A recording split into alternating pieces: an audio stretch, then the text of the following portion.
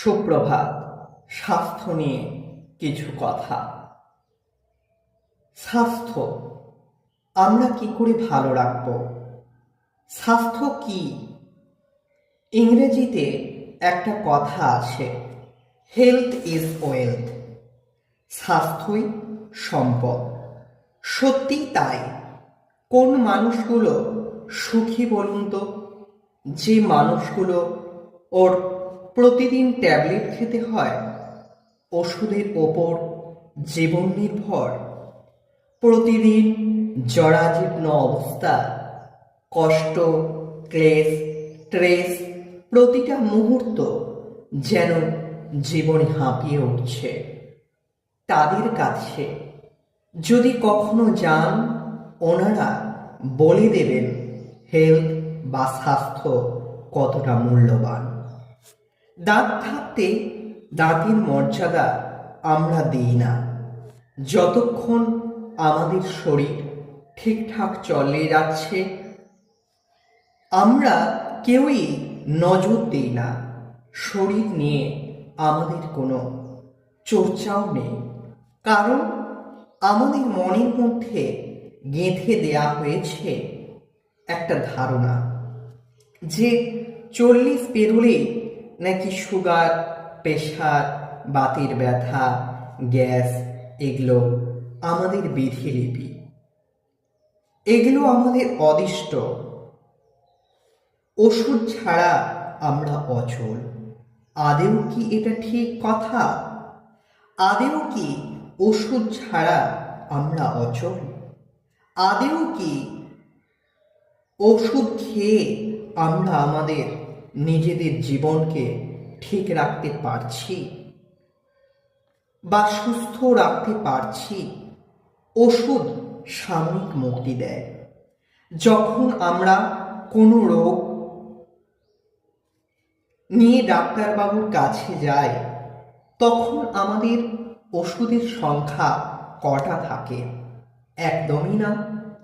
শুরুতে কোনো একটা সমস্যা নিয়ে গেছি, একটা ট্যাবলেট দিয়ে শুরু, এরপর সময়ের সঙ্গে সঙ্গে দিন যাপন, আপনার লাইফস্টাইল, এগুলোর বদল না ঘটিয়ে ওষুধের পর ওষুধ আপনাকে খাওয়ানো হয়।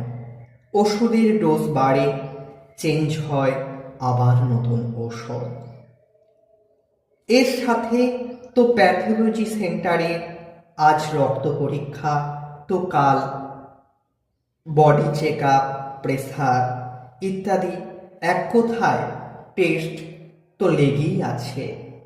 একটার পর একটা ওষুধ আর একটার পর একটা চেক আপ।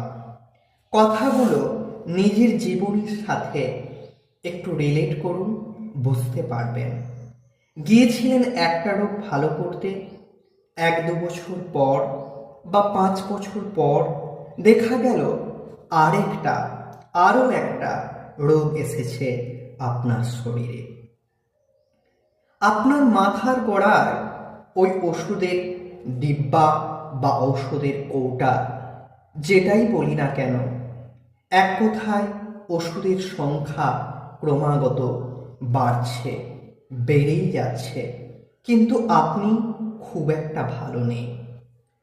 একটা রোগ নিয়ে গিয়েছিলেন, আরেকটা রোগ এসে গেছে। আমাদের ফার্মেসির ওই রঙিন ক্যাপসুলগুলো আমাদের কি প্রাণ ভোমরা? সকালে একটা গ্যাসের ট্যাবলেট, প্যান্ডি, রেন্ট্যাক, আরও কত, একটা প্রেসারের, দুপুরে ট্যাবলেট খেতেই হবে, না হলে বাতের ব্যথা, সারা অঙ্গে ব্যথা, খাবার হজম হচ্ছে না, তার জন্য একটা, সুগারের জন্য একটা, প্রেসারের জন্য একটা, ইত্যাদি ইত্যাদি, আরও কত কি। এই সব একের পর এক ডাক্তার খাওয়াচ্ছে, আমরাও গাধার মতো খেয়ে যাচ্ছি। আমরাও ভেবে নিচ্ছি বোধহয় এর জন্যই ভালো আছি, এই ওষুধগুলো খেয়েই আমরা বোধহয় ভালো আছি, এটাই আমাদের লাইফস্টাইল, এটাই আমাদের জীবন। আধুনিক চিকিৎসা মায়াজাল আমাদেরকে কেমন যেন একটা মোহর মধ্যে রেখে দিয়েছে। মানুষকে জিজ্ঞাসা করা হলে আপনি কেমন আছেন, তখন উনি বলবেন আমার রিপোর্ট ঠিকঠাক এসেছে। রিপোর্ট ঠিক থাকলে ব্লাড রিপোর্ট বা অন্যান্য রিপোর্ট, যে কোনো রিপোর্ট বলুন, সব কিছু ঠিকঠাক থাকলে তবেই নাকি আপনি জীবনে সুস্থ। কিন্তু আপনি কি জানেন, রিপোর্ট ঠিক থাকার মানে সুস্থতা নয়। আমাদের শরীরটা সত্যিই কি একটা যন্ত্র? যে কোনো একটা পার্টস খারাপ হয়ে গেল, সেটা পাল্টে নিলাম? এটা তো হয় না। ধরুন আপনার বাইকে কোনো একটা পার্টস খারাপ হয়েছে, পাল্টে নিলেন।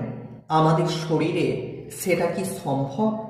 মানব দেহে আমাদের শরীর হচ্ছে একটা প্রকৃতি সৃষ্ট। জল, আলো, বায়ু এবং খাবার, এগুলো ঠিকঠাক দিলেই আমাদের শরীর চলতে পারে। সব কিছুই আমরা প্রকৃতি থেকে নিই, কিন্তু খাবারের ক্ষেত্রে এত প্রক্রিয়াকরণ করি বলেই আমাদের এত অসুখ। আপনি যখন সামান্য একটা মাথা ব্যথা কারণে একটু জ্বর এসেছে, প্যারাসিটামল খেয়ে নিলেন, আপনি আসলে আপনার শরীরের যে সতর্ক বার্তা বা অ্যালার্ট সিস্টেম, এটাকে বন্ধ করে দিলেন। বুঝবেন আমার কথাগুলো। জ্বর বা মাথা ব্যথা ছিল শরীরের একটা ভাষা। সে বলছিল আপনাকে একটু বিশ্রাম প্রয়োজন, বা আপনার একটু জল পান করে নিতে হবে, শরীরে জল কম পড়েছে। এই মাথা ব্যথা আপনাকে ইঙ্গিত করছিল আপনাকে একটু রেস্ট নিতে হবে। আপনি কি করলেন না, প্যারাসিটামল খেয়ে আপনার শরীরের ভাষাকে অবরুদ্ধ করে দিলেন।